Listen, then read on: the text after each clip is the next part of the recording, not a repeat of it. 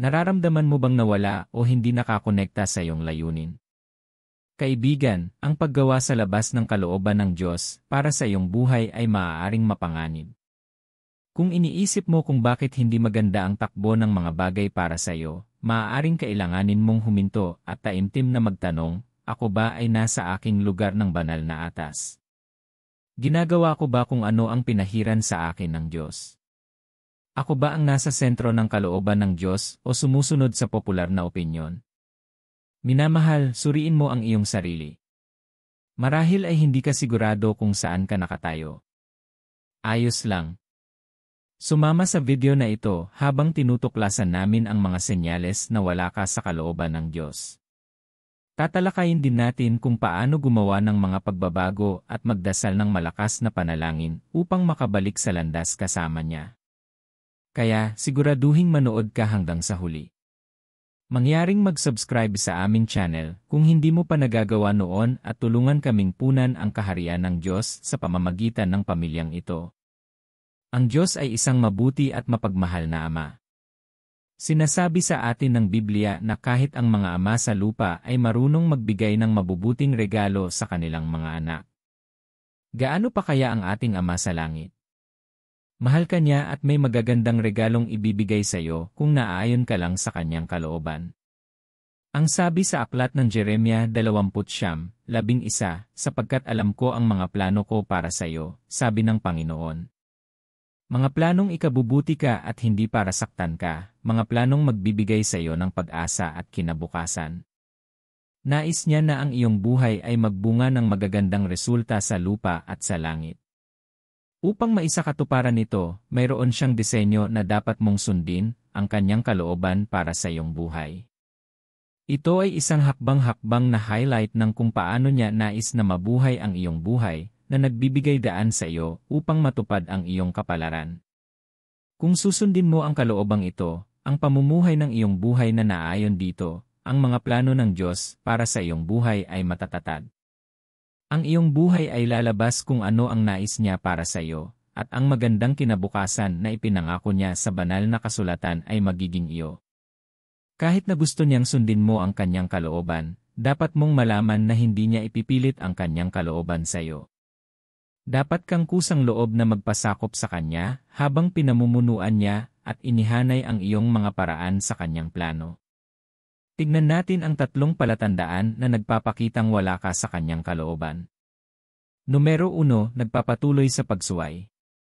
Ang unang tanda na lumayo ka sa kalooban ng Diyos ay ang magpapatuloy ka sa pagsuway. Hindi mo nasusundin ang Diyos sa lahat ng iyong gagawin. Mabubuhay ka sa iyong mga tuntunin at hindi sa Kanya. Mawawalan ka ng paggalang sa Kanya at sa Kanyang mga tabubilin. Kung dumating ka sa puntong naging komportable ka nang hindi nakikinig sa patnubay ng Diyos, wala ka na sa Kanyang kalooban. Ang isa sa mga bagay na nagpapakilala sa isang buhay na naaayon sa kalooban ng Diyos ay ang aktibong ministeryo ng banal na Espiritu sa buhay na iyon. Kung ikaw ay nasa labas ng kalooban ng Diyos, ang banal na Espiritu ay titigil sa paglilingkod sa iyo.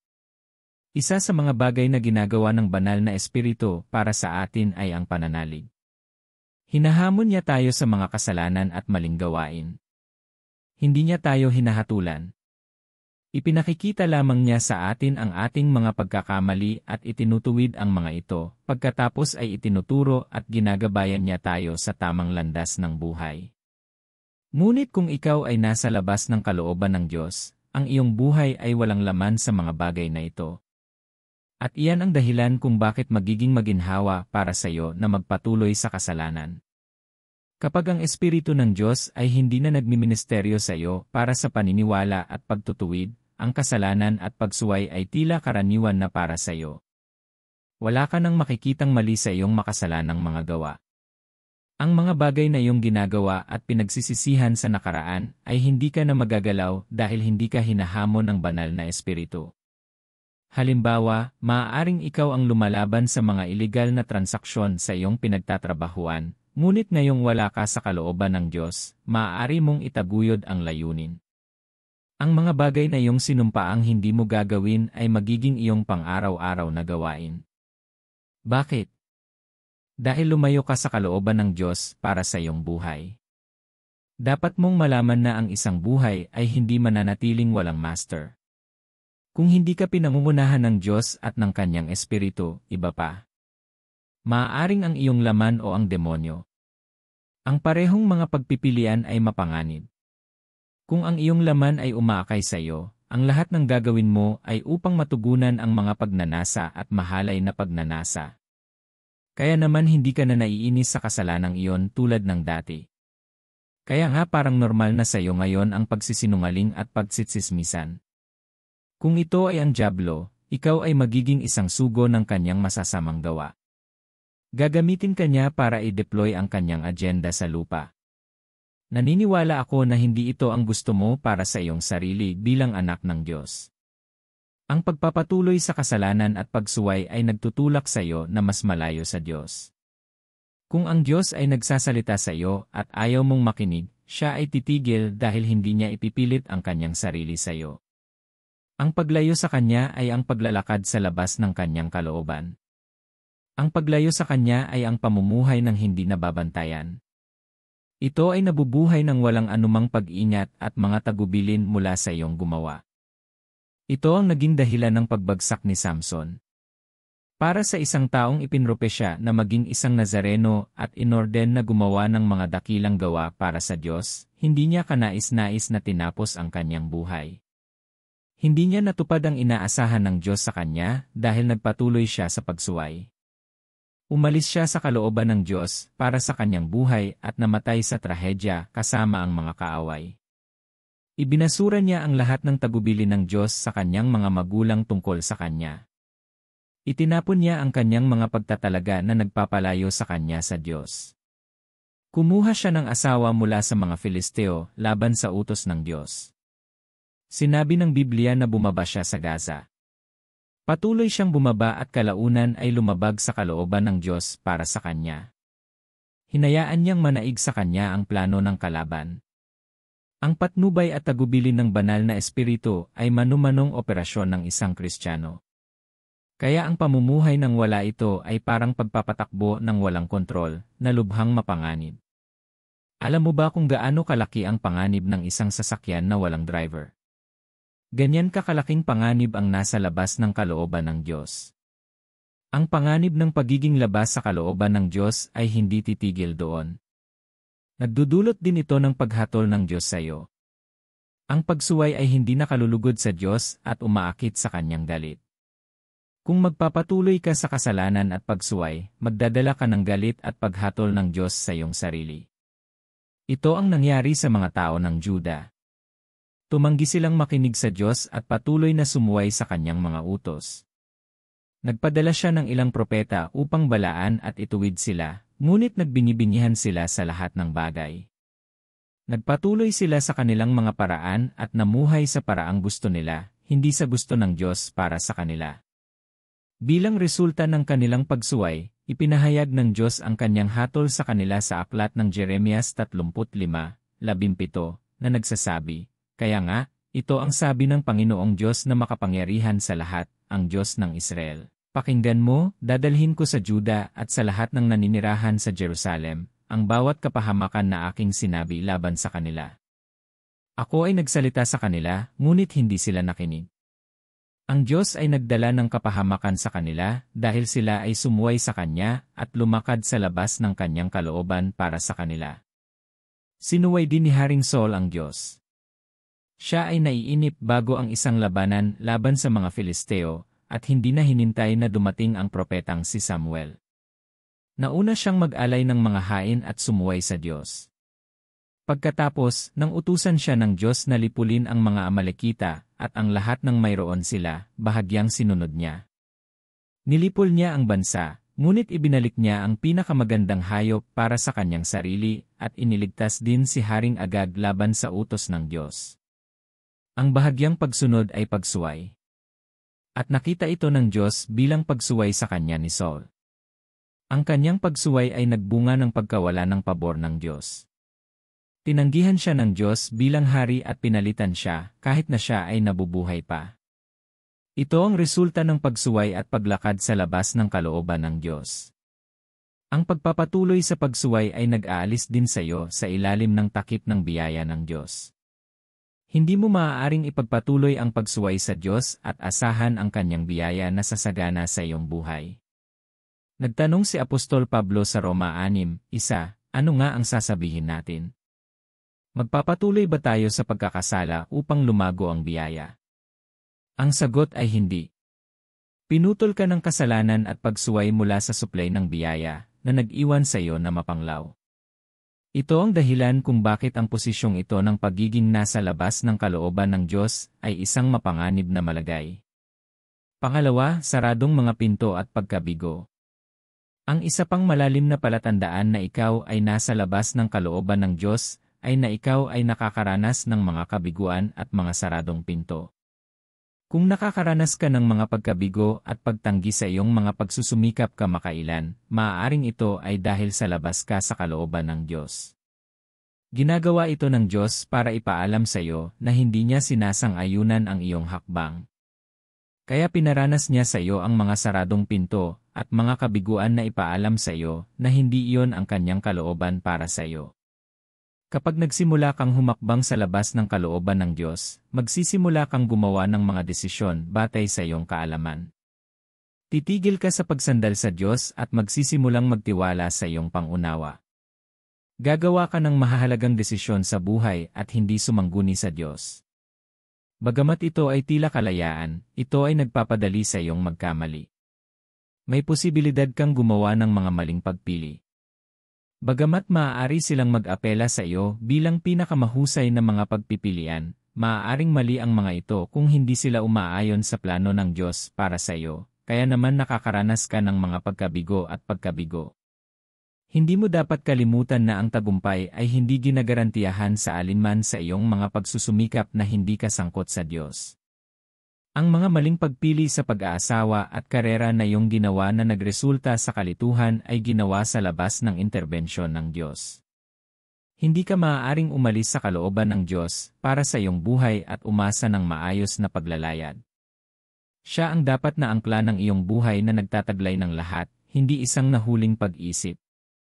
Ang layunin niya ay dapat ang nangingibabaw sa iyong buhay at hindi ang iyong mga plano at hangarin para sa iyong sarili.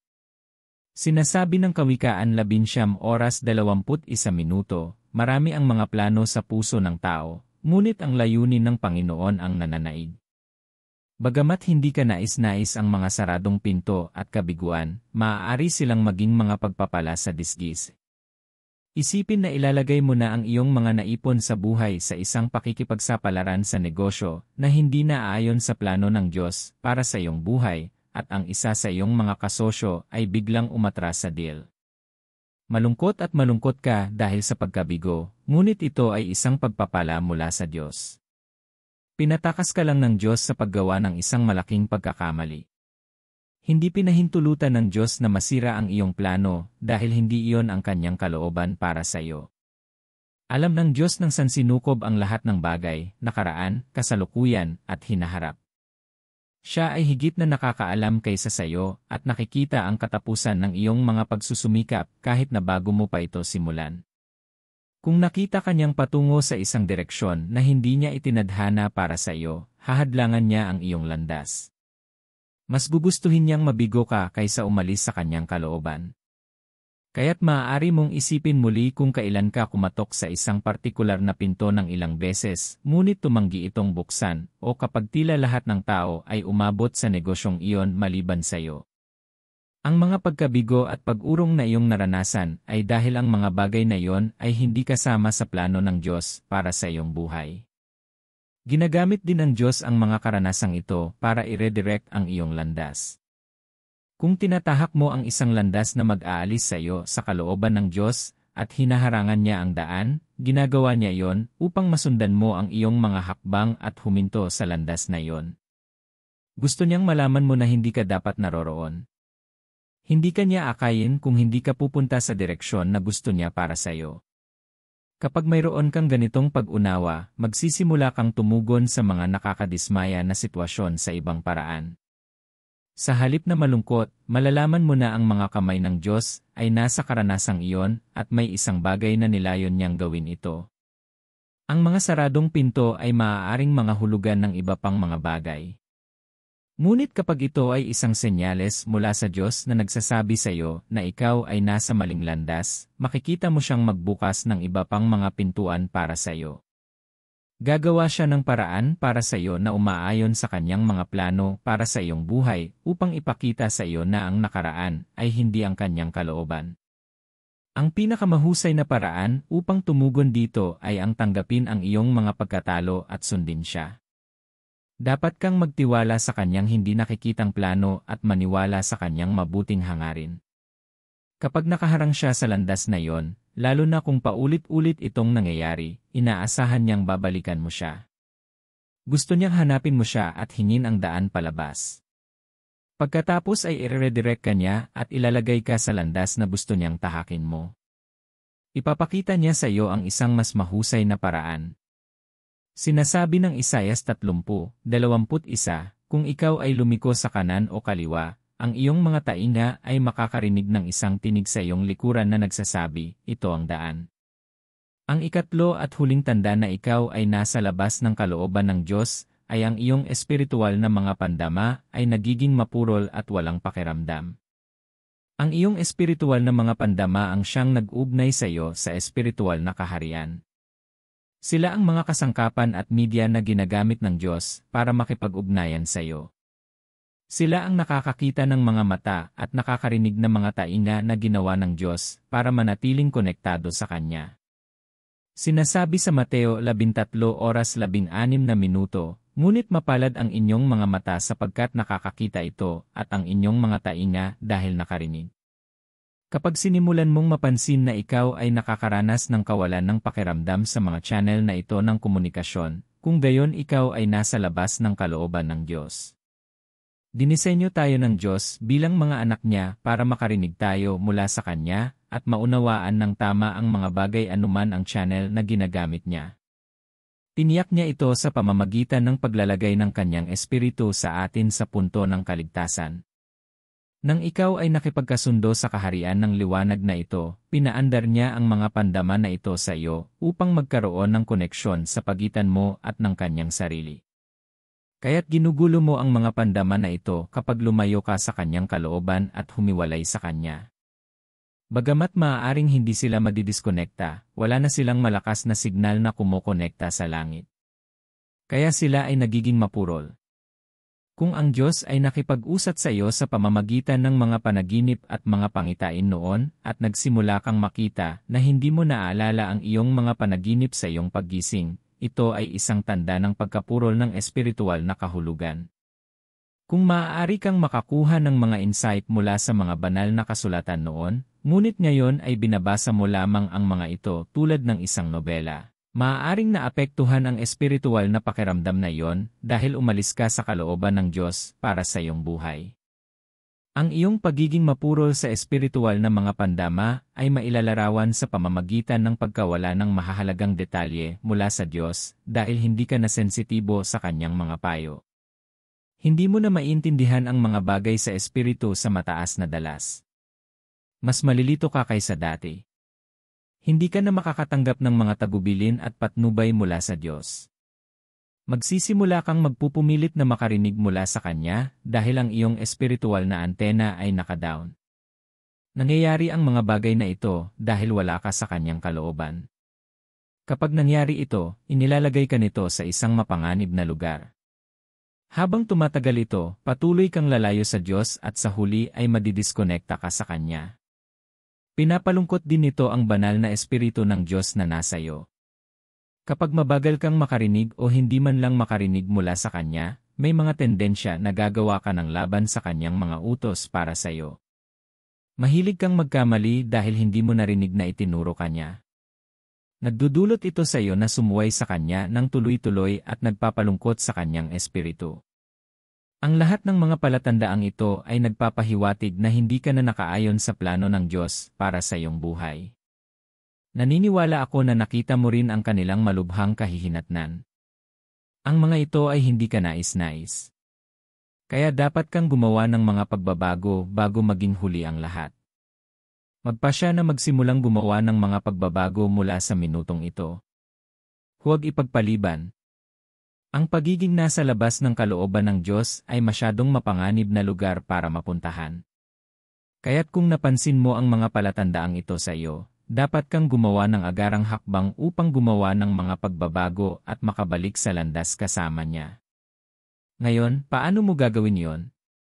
Paano mo mahahanap ang iyong paraan pabalik sa pagkakahanay sa kanyang kalooban? Ang unang bagay na dapat mong gawin ay magsisi. Kung lumihis ka sa kalooban ng Diyos para sa iyong buhay, nakagawa ka ng hindi kasiyasyang bagay sa paningin ng Diyos, at dapat kang magsisi. Dapat mong kilalanin at tanggapin na mali ka, lalo na kung nakita mo ang isa o lahat ng mga palatandaang ito. Dapat mong hilingin sa Kanya na patawarin ka kapag nagawa mo na ito.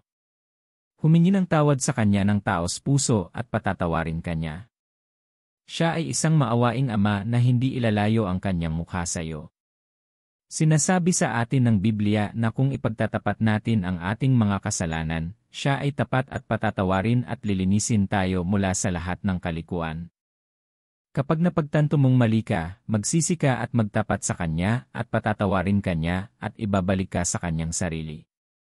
Ngunit dapat mong makita ang iyong sarili bilang isa na pinatawad.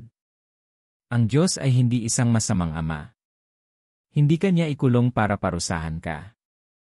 Palaging bukas ang Kanyang mga kamay upang tanggapin ang Kanyang mga anak sa kanilang tahanan. Minsan iniisip natin ang bigat ng ating mga pagkakasala at ginagamit natin ito para pahalagahan ang galit ng Diyos sa atin. Kaya't kahit na humihingi ng kapatawaran sa Diyos, iniisip pa rin natin na hindi Niya tayo lubusang napatawad. Ngunit hindi iyon ang katotohanan. Iyan ang katangian ng Diyos. Huwag hayaan ang dyablo na ipagbili ang kasinungalingang iyon sa iyo at nakawin ang iyong kagalakan at kalayaan sa Diyos. Kapag naayos mo na ito sa iyong puso, dapat mong talikuran ang lahat ng bagay na nagpalihis sa iyo sa kalooban ng Diyos. Maging ito ay kamangmangan, pagsuway o iyong walang pakialam na saloobin.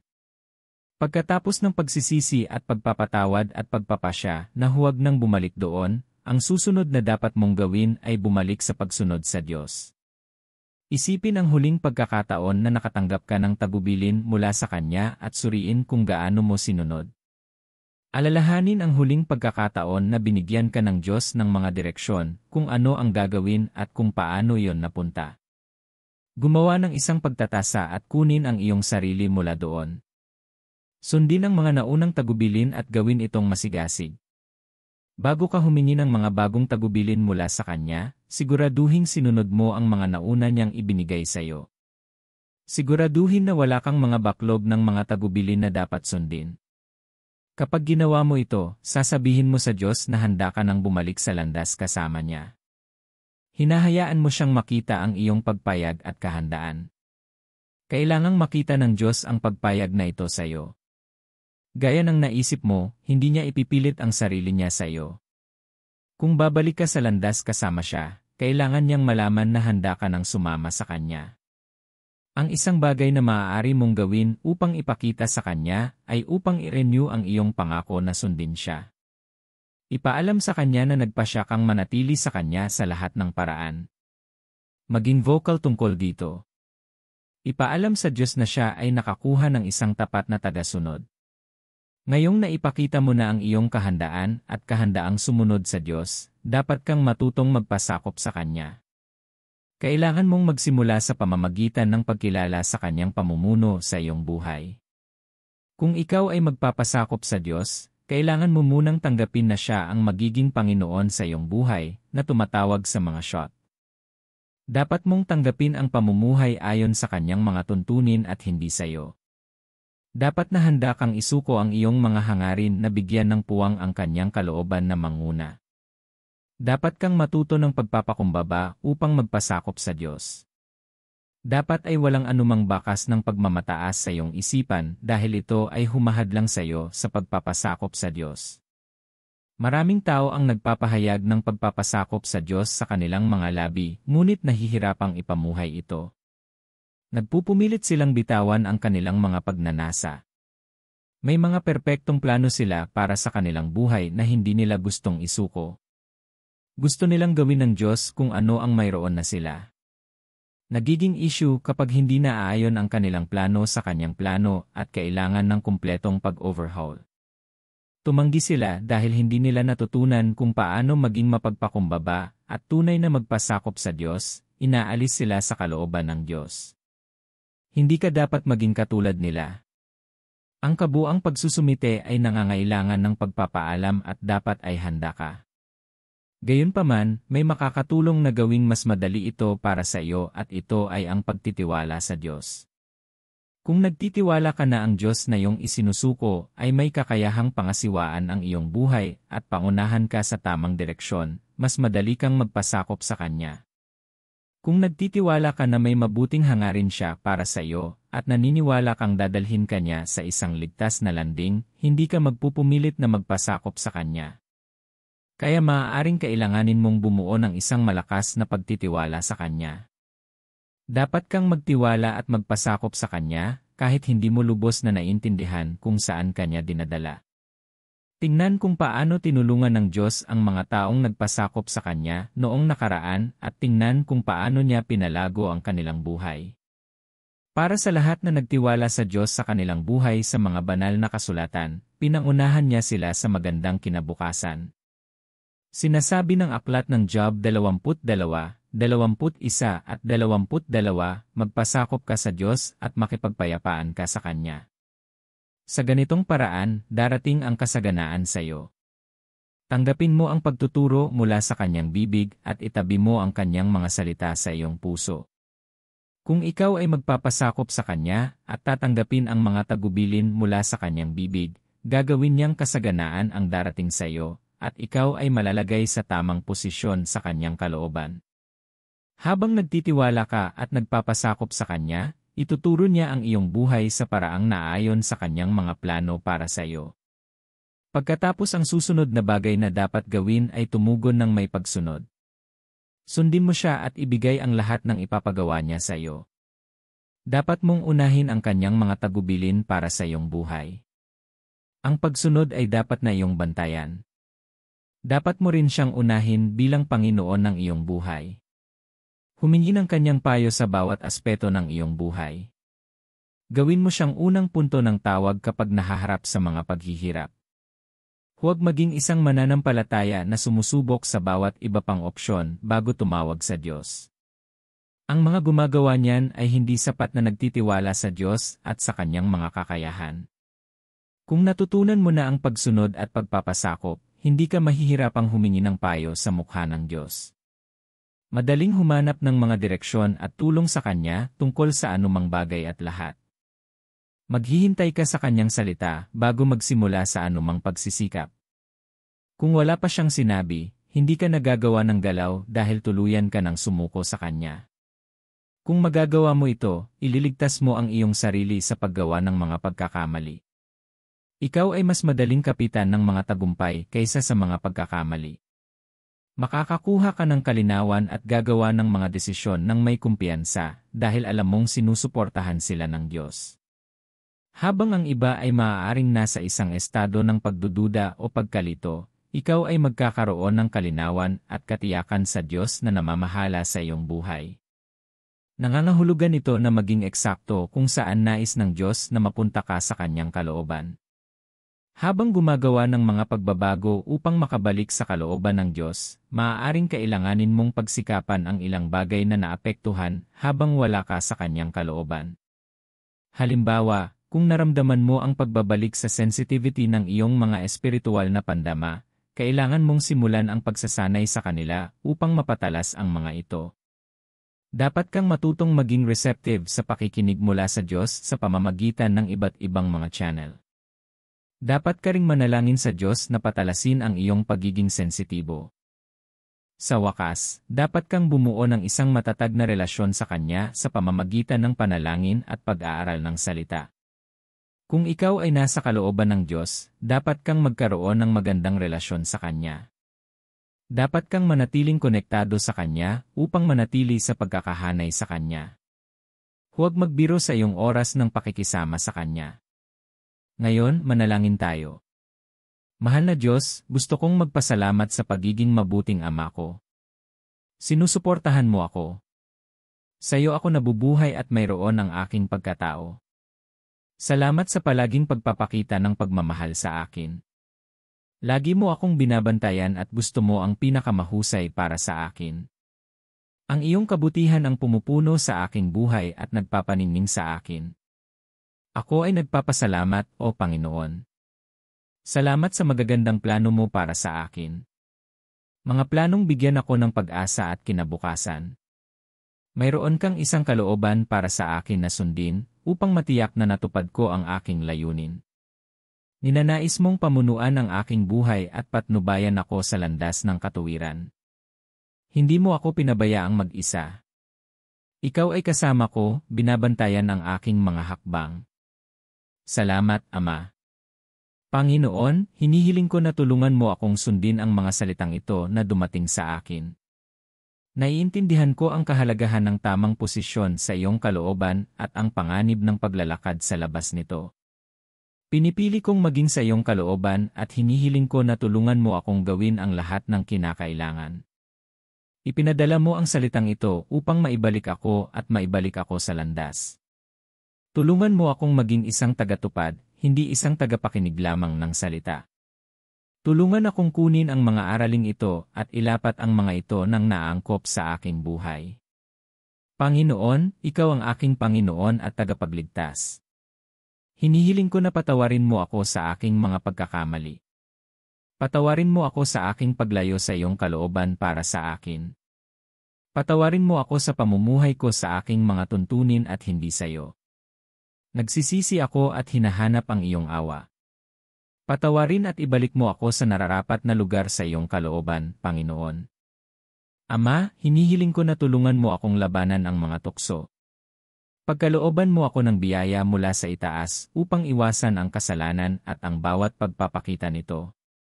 Turuan mo akong sumunod sa iyo, O Panginoon. Napagtanto ko ang aking mga maling gawain at nagsisi sa aking mga lakad. Ayaw ko nang magpatuloy sa kasalanan at pagsuway. Mangyaring tulungan akong tumakas mula sa kasalanan. Bigyan mo sana ako ng lakas upang lumakad sa landas ng katuwiran. Gusto kong nasa tamang katayuan kasama ka sa lahat ng araw ng aking buhay. Tulungan mo akong mamuhay na sumusunod sa iyong mga utos at mga tagubilin. Tulungan mo akong mamuhay ng isang buhay na nakalulugod sa iyo, Panginoon. Gusto kong isumite sa iyo. Nais kong ipailalim ang aking sarili sa iyong pamumuno at maghari ng buong kababaang loob. Hindi ko na gustong maging free ranger na gumagawa ng mga bagay ayon sa gusto ko. Nais kong ikaw ang maging Panginoon sa aking buhay. Nais kong pamunuan mo ang aking buhay at tawagan ang mga pag-shot. Ayoko nang umasa pa sa pangunawa ko. Nais kong magtiwala sa iyo ng sapat upang ibigay ang pamumuno ng aking buhay sa iyong mga kamay. Nais kong ang iyong salita ay maging isang lampara sa aking mga paa at isang liwanag sa aking landas. Gusto kong mabuhay na ginagabayan ng iyong mga tagubilin. Ayokong gumawa ng anumang desisyon na hindi ka kasali. Kung ano ang sasabihin mo ay kung ano ang gagawin ko. Kung saan mo ako dadalhin, doon ako pupunta. Ibibigay ko ang aking sarili ng buo sa iyong mga direksyon. Susundin kita ng buo kong kabuuan. Simula ngayon, binitawan ko na ang mga gusto ko. Binitawan ko ang aking mga plano at adhikain at tanggapin ang lahat ng mayroon ka para sa akin. Mangyaring bigyan ako ng biyaya at kakayahan na gawin ang mga ito, Panginoon. Ama, sa iyong mga awa, dalangin ko na patalasin mo ang aking pagiging sensitibo. Hayaang mapahusay ang aking espiritual na pandama. Tulungan mo akong marinig ka ng madali. Mangyaring tulungan akong maging receptive sa bawat channel na nakikipag-usap ka upang manatiling nakahanay at tulungan akong manatiling pare-pareho sa aking pakikisama sa iyo. Bigyan mo ako ng lakas upang bumuo at mag-alaga ng isang matibay na relasyon sa iyo at hindi mahiwalay sa iyo sa lahat ng mga araw ng aking buhay. Salamat sa pagbibigay sa akin ng mga sagot habang ako ay tumatawag sa iyo. Sapagkat sa pangalan ni Jesus ako ay nanalangin. Amen. Binabati kita at salamat sa pananatili hanggang sa katapusan ng video. Habang sinasabi mo ang panalangin ito, dininig ka ng Diyos. Mangyaring mag-subscribe sa channel na ito at i-click ang notification button para ma-access ang higit pang mga nakaka-inspire na mensahe. Shalom!